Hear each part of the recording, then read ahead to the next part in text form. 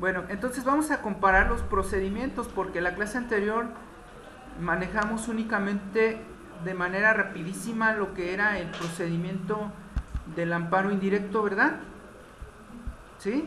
Lo puse ahí rápido y como que dijeron como que no le entiendo muy bien, ¿verdad? Entonces vamos a ver nuevamente el procedimiento del amparo indirecto, pero lo vamos a comparar con los otros procedimientos que existen en materia fiscal. ¿Sale? Entonces, ¿qué les parece si para explicarlo nos vamos al primer procedimiento fiscal, que es el más importante? Y ese procedimiento fiscal es el de la visita domiciliaria. Entonces vamos a comparar el procedimiento de visita domiciliaria, el del recurso, el del juicio y el del amparo indirecto. ¿Estamos? Entonces, todos estos son procedimientos o procesos, dicen los doctrinarios. ¿Sale? El primero es administrativo, o los primeros son administrativos. ¿Cuáles son? Una visita, un recurso,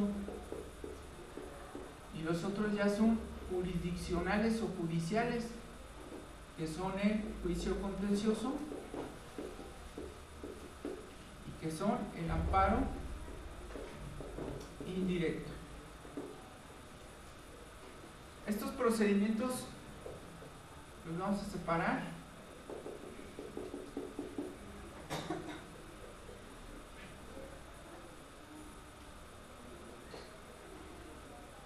Una visita inicia con la planeación de la autoridad.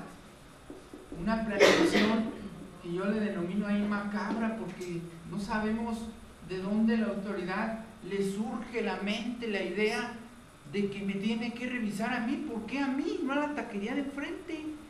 ¿Por qué a mí y por qué no a la empresa vecina?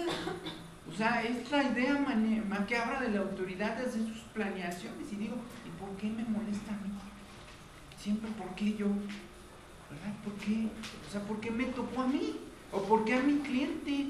¿De dónde saca la autoridad que esta persona era la que tenía que ser revisada? Y ahora yo soy contador, asesor de otras empresas, de otras organizaciones, y yo sé que esta otra está peor, o más mal, o está haciendo paga. ¿Y por qué a ellos? Entonces viene la planeación de la autoridad para ejecutar sus órdenes de visita. Ya sobre la orden de visita, sobre este primer acto, ¿sí?, lo firma el funcionario competente, fundado y motivado y con todos sus requisitos. Y entonces esta autoridad la tiene que notificar, le tiene que hacer del conocimiento al contribuyente, porque si no lo hace del conocimiento del contribuyente, no nace a la vía jurídica, no se crea la relación jurídico-tributaria, ¿sale? Entonces lo tiene que notificar. Cuando no esté el contribuyente, lo que hace la autoridad es que le deja un citatorio, ¿verdad? Ya después del citatorio, bueno, el citatorio es para el día siguiente en un horario adecuado para la autoridad, a menos que el contribuyente trabaje en la noche, por lo general centros nocturnos, ¿no?, o bares que trabajan en un horario fuera o ajeno a la autoridad. Entonces sí, la autoridad va a tener que fundar y motivar por qué se está yendo en la noche a las 12 de la madrugada a hacer la revisión. ¿Estamos? Entonces, el citatorio. Después viene el acta de inicio. El acta de inicio tiene que tener sus particularidades, tiene sus requisitos. Ya no podemos ver aquí, nada más los vamos a comparar. Después vienen actas parciales.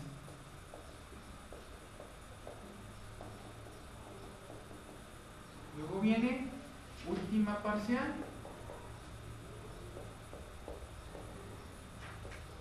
Garantía de audiencia.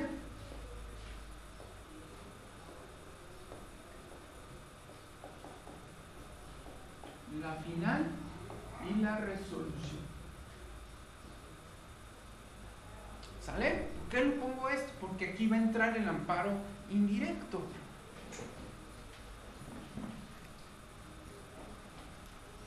¿En dónde va a entrar el amparo indirecto? Le vamos a poner aquí un asterisco verde. Aquí ustedes pueden promover el amparo indirecto.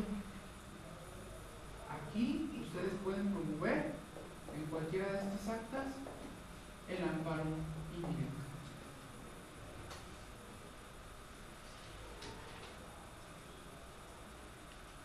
¿Cuándo? Principalmente fundamentación y motivación y embargo. Entonces ahí vamos a canalizar el amparo indirecto. También lo vamos a manejar en los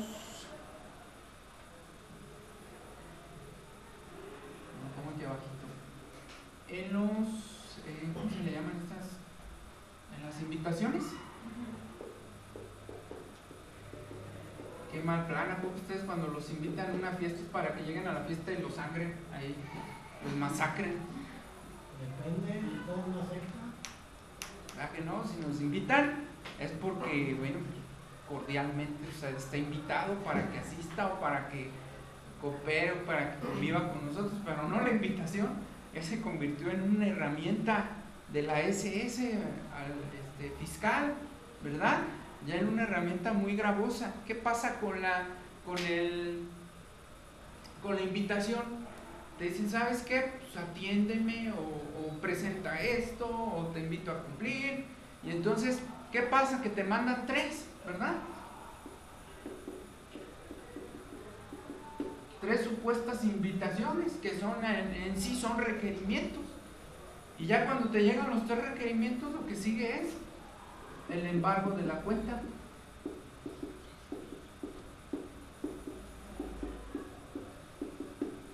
Esto es inconstitucional, ¿verdad? ¿Por qué?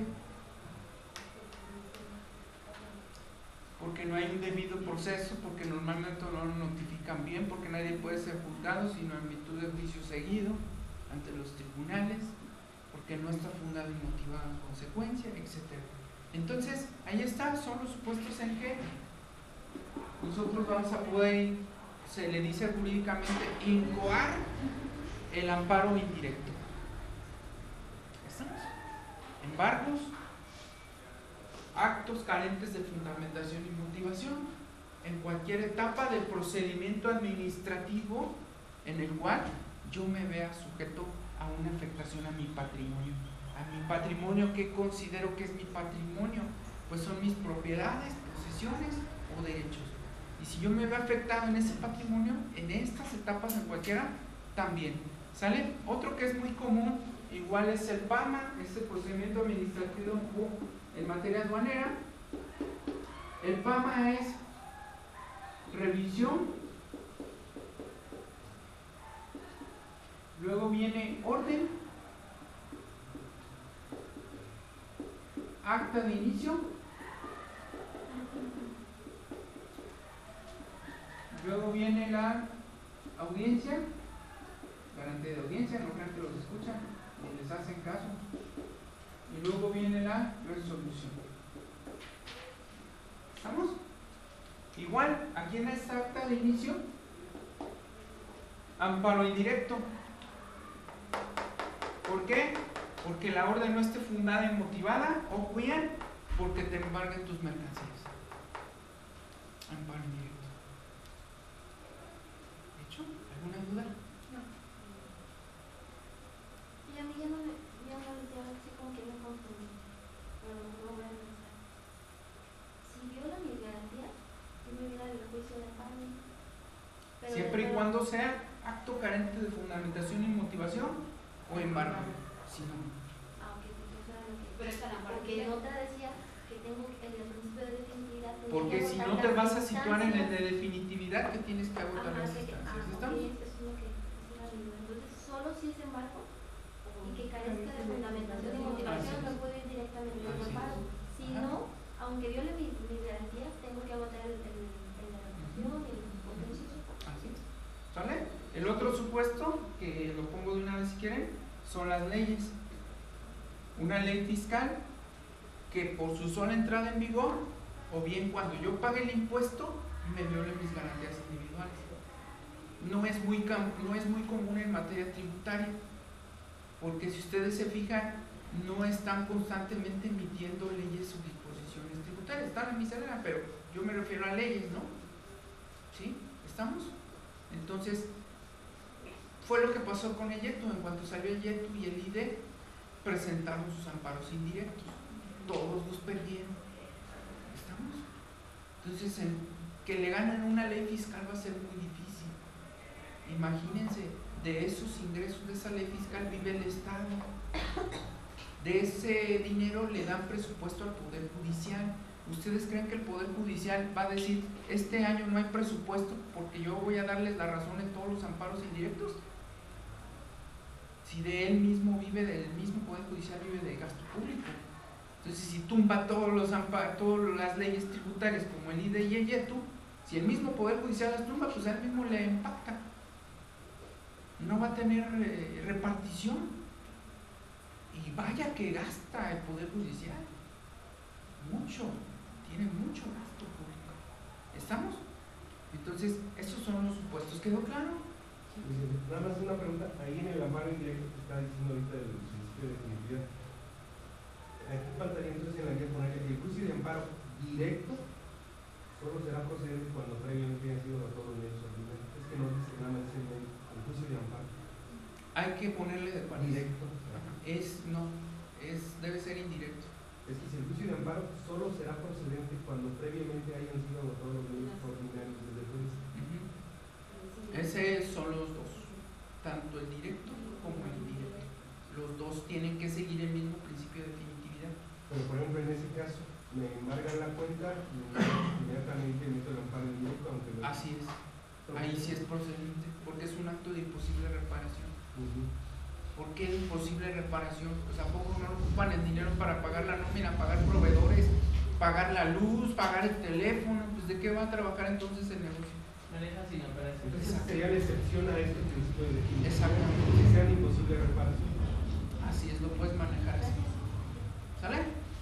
O actos carentes de fundamentación y motivación. No te puedes esperar. De hecho, yo normalmente les sugiero que se esperen si no hay una afectación a su patrimonio, que agoten los medios ordinarios. De cualquier manera llegamos al amparo.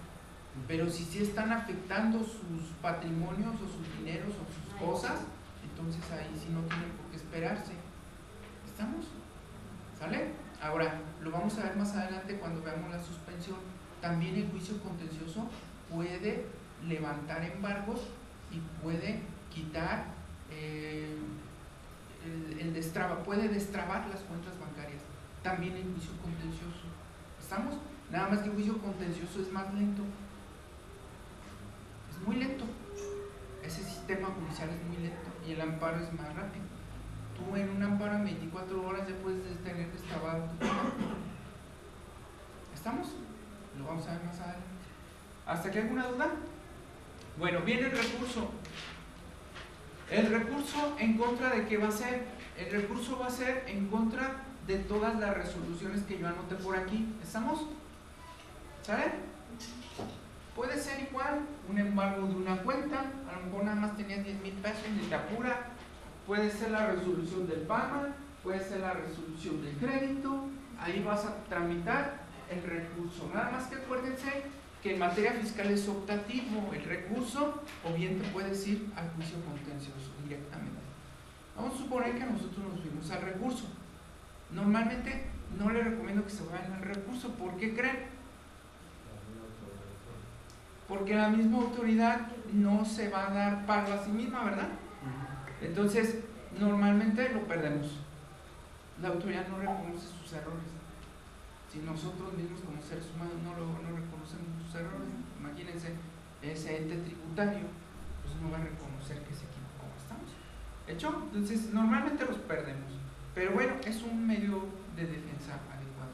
Es sugerible cuando el crédito no sea tan alto, que sea algo leve y a lo mejor nada más sea de aclarar algo, ¿no? Una cuestión o presentar un documento y se acabó. ¿Hecho? ¿Cómo se tramita el recurso? Es escrito, presentación,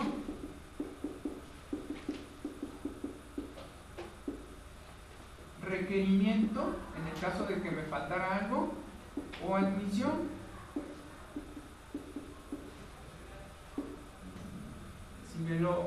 si me lo rechazan, bueno, si me lo rechazan me voy a ir a la siguiente instancia, que es el juicio contencioso. ¿Estamos?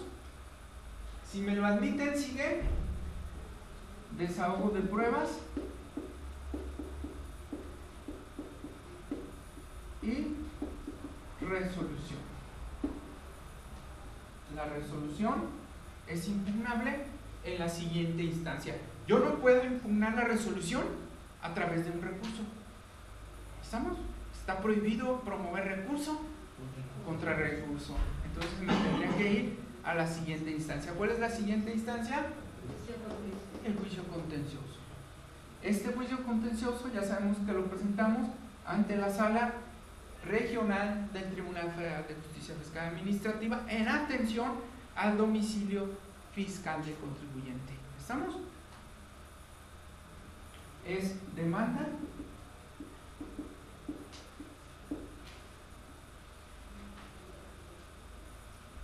requerimiento o admisión. Si me lo admiten, desahogo del perdón, si me lo admiten, puede haber ampliación de demanda. Luego viene contestación a la ampliación. Ahora sí viene desahogo de pruebas.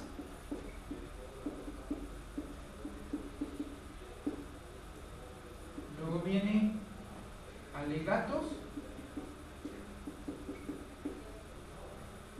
y resolución. Y de aquí, porque su compañera ya está que se muere por la duda de esta resolución, sigue el amparo directo que vamos a alcanzar. ¿Estamos? Entonces este es el trámite del juicio contencioso. De esta resolución nos vamos a ir acá al juicio, ¿verdad? Entonces fíjense, va como escalerita, ¿verdad? De aquella a esta, y de esta a esta, y de esta a esta, ¿verdad? ¿Estamos? El único que no sigue la línea, no sigue la escalerita, no sigue el orden, es este de acá. ¿Estamos? ¿Dicho? ¿Sale? Otro supuesto aquí que me falta es una multa excesiva. ¿Me puedes explicar otra vez sobre la escalera? Pues aquí está. Resolución.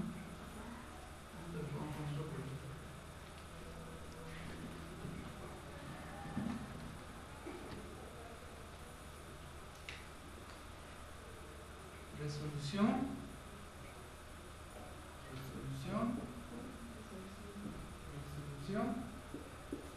¿Me falta la resolución? ¿Son todas? ¿Sí? ¿Todas estas?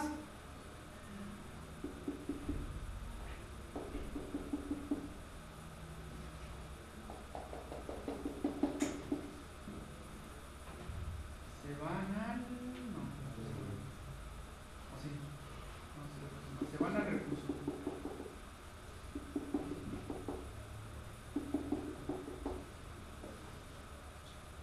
¿Vale?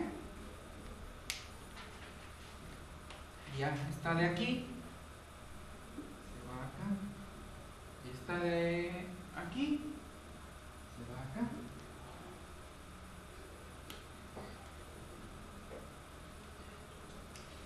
¿Está claro?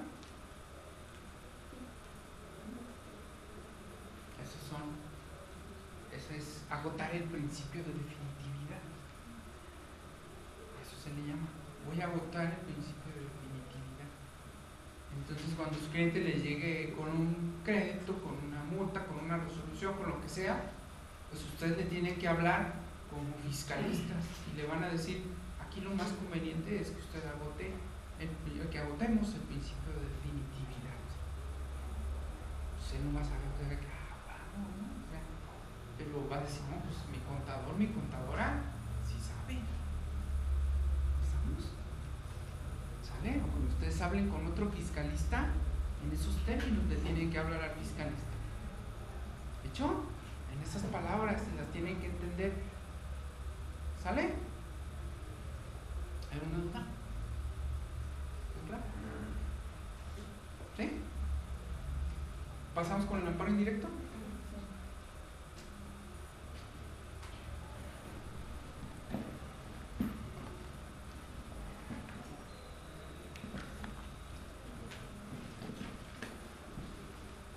Ay, ¿qué pasó con mi plumón negro? Me han robado. Bueno, pues voy a usar el mismo porque ya no traigo el negro.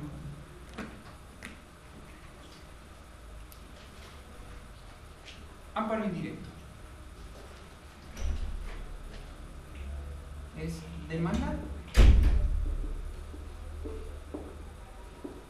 requerimiento o admisión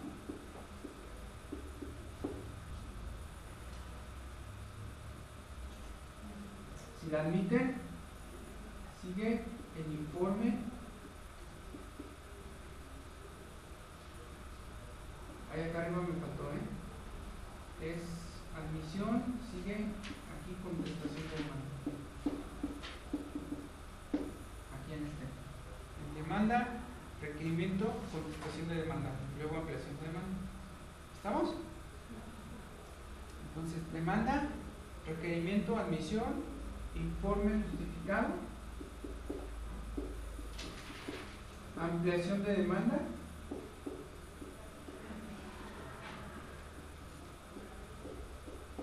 contestación en la ampliación,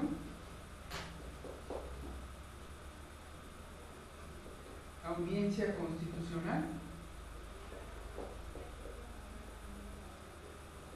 y resolución.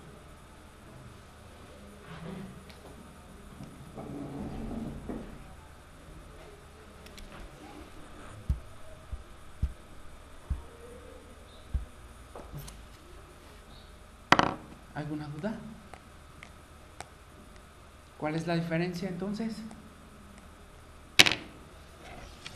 ¿Nadie trae plumón negro? Yo traigo. ¿Tú traes negro? ¿Cuál es la diferencia entonces? La eficacia, en pocas palabras. En el amparo directo no, como que en el directo sí me voy directo. En el directo tengo que seguir al recurso y todo. Tengo que agotar todo ese relajo, ¿no? Para Y llegar en el a indirecto sí, en cualquier actuación de la autoridad que sea ilegal. que sea afectada o gravosa. Y que no sea de imposible reparación, yo aplico el indirecto. Que sea de imposible reparación. Que no se convierta en imposible reparación, pero que pueda ser de imposible reparación. ¿Estamos? Porque si ya se convirtió en imposible reparación, ya no procede el amparo indirecto. ¿Sale? Entonces, que pueda ser de imposible reparación. ¿Estamos? ¿Sale? ¿Cuál es la diferencia entonces? Díganme cuál es la diferencia. Bueno, en la práctica no hay diferencia. En la práctica lo único que haces es el escrito de recursos, el escrito de demanda de juicio contencioso o el escrito de demanda de amparo indirecto. Y es lo único que haces. No haces nada. Pero ustedes tienen que conocer todo el procedimiento. ¿Sí? En la práctica tú no haces tu escrito, lo presentas con las copias, que te lo admitan y te olvidas hasta que te emiten la resolución. Ahí en el amparo directo, ¿qué pasa con la fianza que yo ya di en mi juicio? Les puedo avanzar. ¿Estamos? ¿Dudas?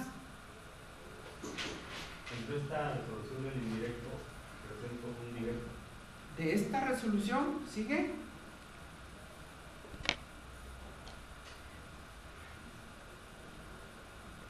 recurso de revisión ante el tribunal colegiado. ¿Ya se los había puesto esto en la escuela? Sí. Ya se los había puesto, nada más que se los puse en un orden diferente.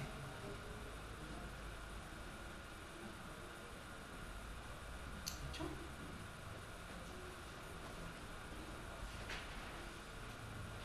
¿Dudas?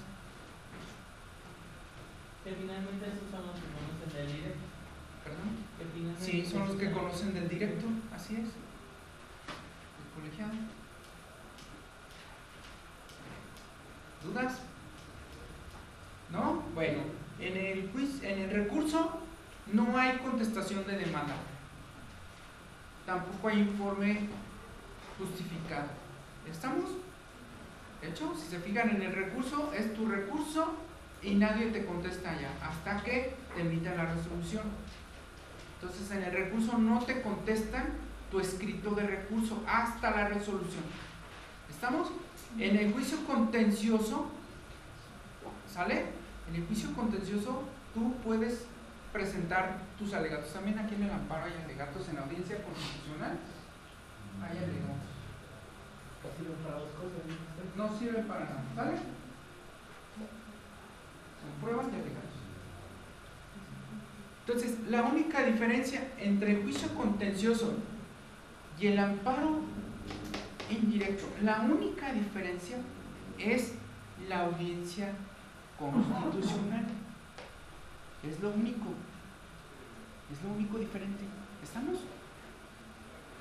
Dicen, no, licenciado, pero espérenme, también hay otra diferencia, porque este se llama informe justificado y este se llama contestación de demanda. Es lo mismo, nada más que cambie el nombre. El informe justificado, decía Juan Carlos, ¿qué es? Es la contestación de la demanda. ¿Estamos? Entonces, se tramita similar. ¿Estamos? En los dos hay ampliación de demanda. De hecho, la única diferencia es la audiencia constitucional. ¿Qué es eso? Es una etapa en donde se desahogan las pruebas y se presentan los alegatos. Pero si te fijas acá también arriba, ¿verdad? ¿Dónde puse pruebas? Aquí desahogo de pruebas y alegatos. Aquí están como etapas diferentes, pero en el amparo indirecto están en una sola etapa. O sea, ahí De hecho, esta etapa también contiene la de resolución. ¿Sale? En la práctica no existe la mentada audiencia constitucional. Te citan para ella, vengas a las 12 del día a la audiencia constitucional, ya llegas, pues aquí estoy, señorita o señora secretaria, vengo a la audiencia constitucional, se te quedan viendo bien feo y te ven cara de ignorante. No hay audiencia constitucional. No, pues es que usted me citó que viniera aquí a las 12 del día a la audiencia constitucional. No, si tiene algo que alegar, alegatos, preséntelos por escrito ahí en oficialía, porque no va a haber audiencia. Es más, ni tienen acomodado ahí para audiencia constitucional. No tienen. que deberían de oírse, ¿no? Así Porque es. ahí podrían ¿Se han visto presentar un amparo cómo son contra las, ellos, ¿no? ajá, ¿saben cómo son las audiencias de las novelas, no? Las audiencias legales, así debe de ser, pero no las celebran en la práctica. Pero no se supone que eso los abogados, bueno, porque está hacer los juicios orales, en esta parte también se va a llegar a lo mismo. No, este es el primer juicio oral que existe en México, pero el juicio oral que nunca se ha dado en la práctica. Ya existían los juicios orales en México en la ley de amparo, pero nunca han existido. Desde 1953 que se creó la ley de amparo está esta audiencia constitucional, donde te dice audiencia que te escucha, ¿no? Por eso, Nunca se ha dicho en la viola, práctica. ¿no? Cada vez que pasa la audiencia sin estar. Sin se estar, viola. sí. Entonces, pudiera- Y yo sí he ido a 2 audiencias, yo sí he ido. Yo digo, vamos, voy a ir, pues, si me están citando. Voy a ir, me voy a parar ahí, pues ¿qué les pasa? Pues que trabajen y que me escuchen, ¿no? Llegas y no te escuchan, dicen, vaya oficial y presente lo que quiera decirme por escrito. Entonces, ¿dónde está la audiencia? ¿Dónde está el que te escuchen, que te oigan? Y eso viola la ley federal de los derechos de los contribuyentes. Acuérdense que un derecho de contribuyente es ser oído, ¿sí se acuerdan? Sí. También viola el proceso. Debido proceso. Así es. Entonces puedes ampararte ante el amparo. No procede amparo contra amparo, pero pues sí puedes promover un recurso. ¿Estamos? Cuando llegues a acá puedes decir es que no me oyeron. No me oyeron, no hay constancia de que me hayan escuchado, ni siquiera se celebró la audiencia. ¿Y cómo sé que me resolvieron? Así es. Sí, o sea, pero en la práctica te digo, no lo observan. Pero como estrategia sirve, No. ¿no? De decir no me oyeron, no violentaron el la administración. No te dan la razón porque ya es una costumbre que no hacen esas audiencias y ya lo ven, ya tan grave, pues imagínate, costumbre, yo creo que más de 50 años, pues ya lo ven como normal. Dicen, ay, este abogado, ¿cómo quiere hacer eso? Pues si esto no existe, pues ahí está regulado en la ley de amparo, hasta dice que tú puedes hablar tanto tiempo y en la otra parte tanto tiempo y así sucesivamente. En donde único donde lo respetan es en materia penal, ahí sí hay las audiencias y tienen su área de audiencias donde están las rejas del preso y eso, pero en materia de amparo no existe la audiencia constitucional, contraria a las disposiciones legales que existen en la materia. ¿Estamos? ¿Alguna otra duda? Lo citan y si no va. Si no vas, no pasa nada. Si vas, no te atienden. Si vas, no te atienden. ¿Sale? ¿Alguna duda? ¿Dudas? Entonces, ¿ahora sí quedó claro? ¿Sí? Entonces, vamos a explicar ahora cada uno de los elementos de esta etapa. ¿Sale? Demanda. La vamos a ver, esta sí la vemos la siguiente. La demanda de amparo indirecto. ¿O quieren que de una vez les diga sus elementos? ¿Y la hacemos la siguiente clase? Bien, entonces vamos a ver cada una de las etapas, ¿sale? Del amparo indirecto. Empezamos con la demanda hasta el recurso de revisión, ¿hecho? Entonces voy a borrar lo demás.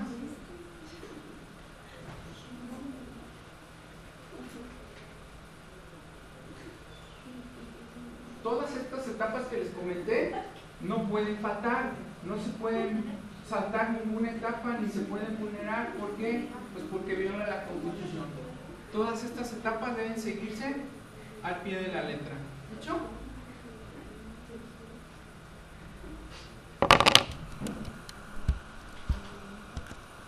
Bien. ¿Cuáles son los elementos de la demanda? Ya vimos cuándo procedía. En la siguiente clase les voy a comparar los elementos del escrito de recurso, los elementos del escrito del juicio contencioso y los elementos del escrito del amparo indirecto. Vamos a comparar los tres escritos. Entonces yo les voy a poner en el pizarrón recurso, juicio contencioso y amparo indirecto. Y les voy a poner los elementos de cada uno de los escritos y vamos a ver cuál es la diferencia. Ahorita nada más vamos a ver los del indirecto. ¿Estamos? Porque se supone que ustedes ya vieron los elementos del recurso y del juicio contencioso. Bien, primero, nombre y domicilio de quejoso. ¿Quién es el quejoso? El contribuyente que se ve dolido en sus garantías individuales. Tiene que tener su nombre, ¿sí? Y su domicilio. ¿Domicilio fiscal o domicilio normal?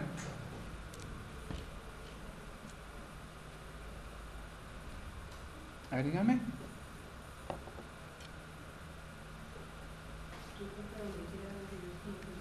Es el domicilio normal. ¿Estamos? No es el fiscal. ¿Hecho? ¿Sale? En su caso del representante. Únicamente puede ser representante por poder. Únicamente. ¿Sale? Se puede designar licenciado en Derecho para que presente promociones. ¿Sale? Nombre es persona física, o si es persona moral, se pone el nombre de las dos, del representante y de la persona moral. Comentó que se puede designar un licenciado para representar. ¿Se puede o se debe? Se puede, como tú quieras. ¿Sale? Nombre y domicilio del tercero perjudicado. En materia fiscal normalmente no existe el tercero perjudicado. Solamente puede ocurrir cuando se trate de embargos de bienes de tercero. Entonces te embargaron los bienes, pero no eran tuyos, eran de un tercero, pero tú promueves el amparo porque a ti te los embargaron, ¿verdad? Pero el tercero perjudicado va a ser aquel el que le pertenece a los bienes. A lo mejor tú los tenías en arrendamiento, ¿verdad? Ya ven que hay diferentes tipos de arrendamiento. Entonces tú tenías el carro arrendado y te lo embarga el SAT. ¿Quién va a ser el tercero perjudicado? Pues es la empresa que te los está arrendando. ¿Sale? Tú, porque a ti es el que te está afectando, ¿no? Hay algunos que son bien mala onda que dicen, pues como el carro no es mío, pues qué bueno que me lo embargaron y ya no pago. ¿Hecho? Pero no es lo correcto. ¿Y puede ir el tercero? Y entonces el tercero sería el quejoso, ¿verdad? ¿Estamos? Siguiente, autoridad o autoridades responsables. ¿Quiénes son las autoridades responsables? Díganme. Los que ejecutan el acto. Son de dos tipos. Son ordenadoras y son ejecutoras. ¿Quiénes son las ordenadoras? Son las administraciones generales o locales del Servicio de Administración Tributaria. ¿Sale? O los subadministradores. Son ordenadoras el subdelegado del IMSS o bien el delegado del Infonavit, ¿verdad? Son los que ordenan. ¿Quiénes son los que ejecutan?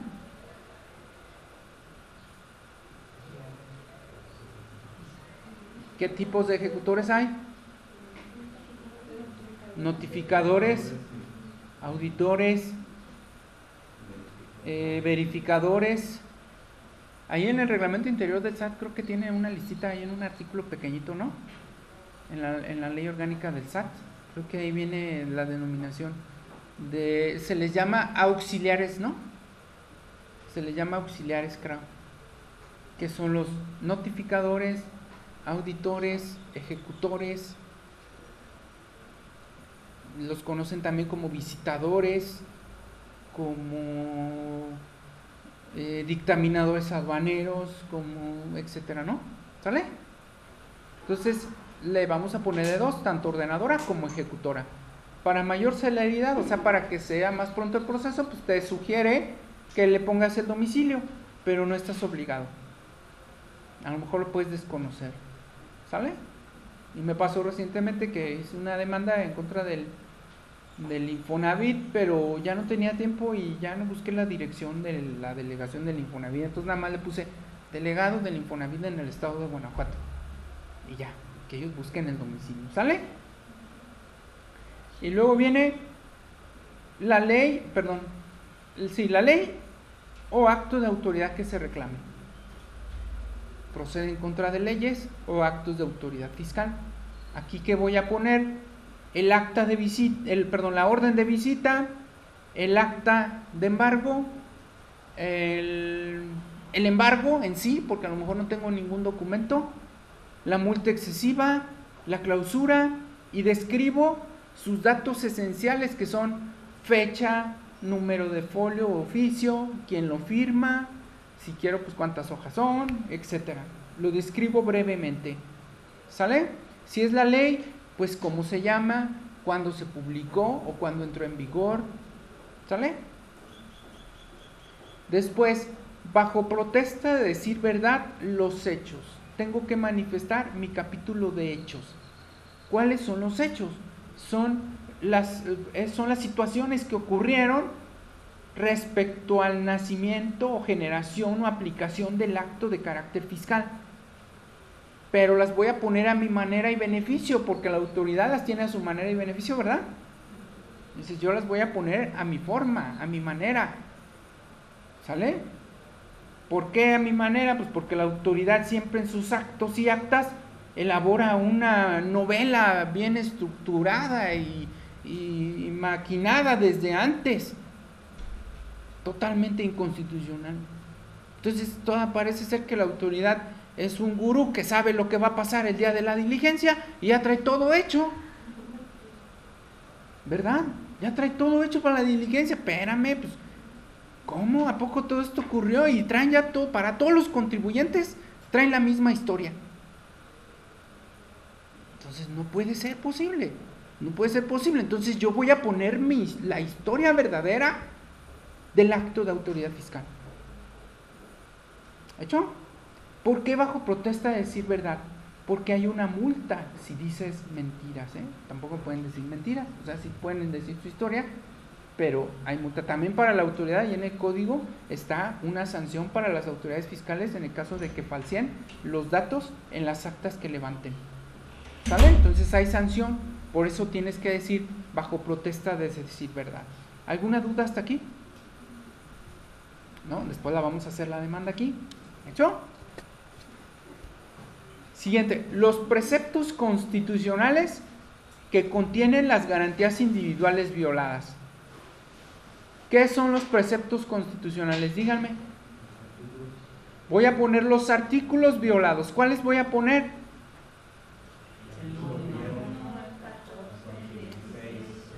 Muy bien. También voy a poner los de la Convención Interamericana de Derechos Humanos y los de la Carta de Derechos Humanos y la Ley Federal de Derechos del Contribuyente. Los artículos de esas 4 disposiciones: Constitución, Ley Federal de Derechos del Contribuyente, Declaración Universal de los Derechos Humanos y Convención Interamericana de los Derechos Humanos. Y voy a poner los artículos, ¿o no se los expuse yo? Y les puse la garantía y les puse el artículo. Así lo voy a poner aquí. ¿Qué preceptos de esos es los que me está vulnerando la autoridad tributaria? ¿Sale? Nada más el número, no me pide que los copie. Nada más el número, artículo tal, fracción tal o párrafo tal. Pero en ninguna manera me está pidiendo que los anote. Si los quieren anotar, pues adelante, no pasa nada. ¿Sale? Luego dice los conceptos de las violaciones. ¿Qué son esos conceptos de las violaciones? Conceptos de las violaciones. ¿Qué son?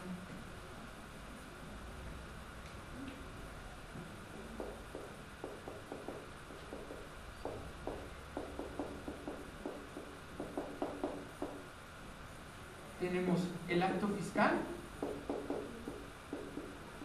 Entonces los conceptos de las violaciones serían los artículos constitucionales violentados,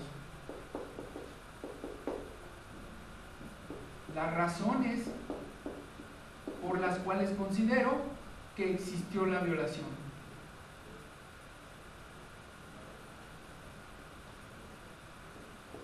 la jurisprudencia,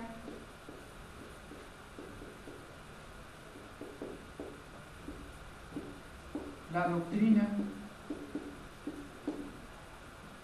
artículos constitucionales, derechos humanos,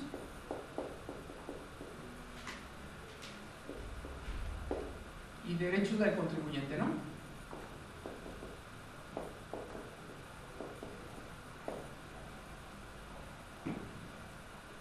Todo esto en un párrafo o varios párrafos o varias hojas.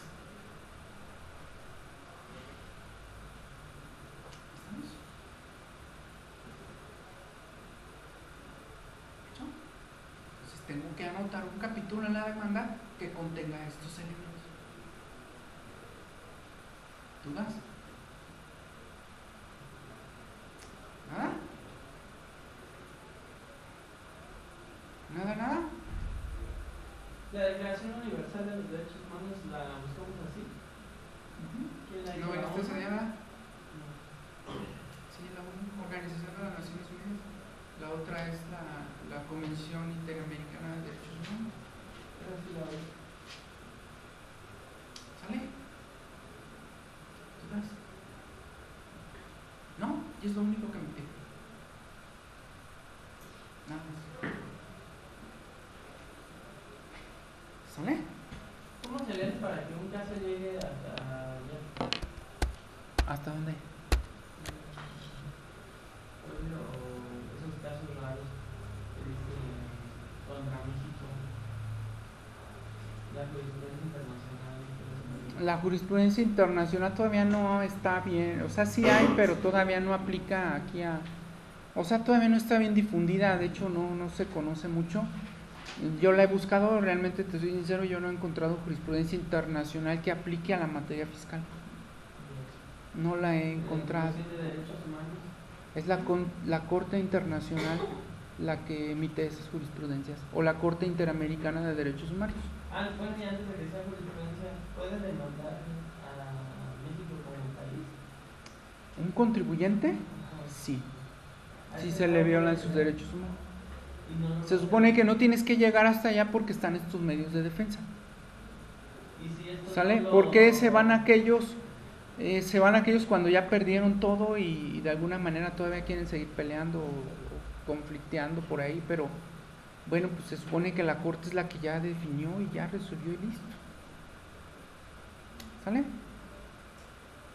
Entonces, en materia tributaria, pues yo no he conocido que alguien se vaya hasta aquella instancia. Normalmente te dan la razón en los medios ordinarios de defensa.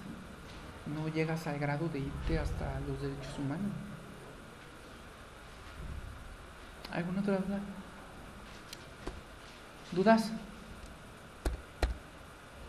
¿Nada? ¿Seguros? ¿Estamos? Entonces, hasta aquí le dejamos para el examen. Siguiente clase vamos a ver la demanda y la vamos a comparar con las otras demandas que existen. Luego regresamos al informe justificado y luego veamos la audiencia constitucional, que son los más importantes. Por último, la resolución y el recurso de revisión. Nos pasamos a la suspensión, regresando de vacaciones. Después vamos a ver el amparo directo, que ya se les va a hacer súper facilito. Esto es lo más difícil, ¿eh? Y ya después vamos a pasar por último a la jurisprudencia y terminamos el curso. Entonces, muchas gracias. Hasta aquí le dejamos. ¿Sale?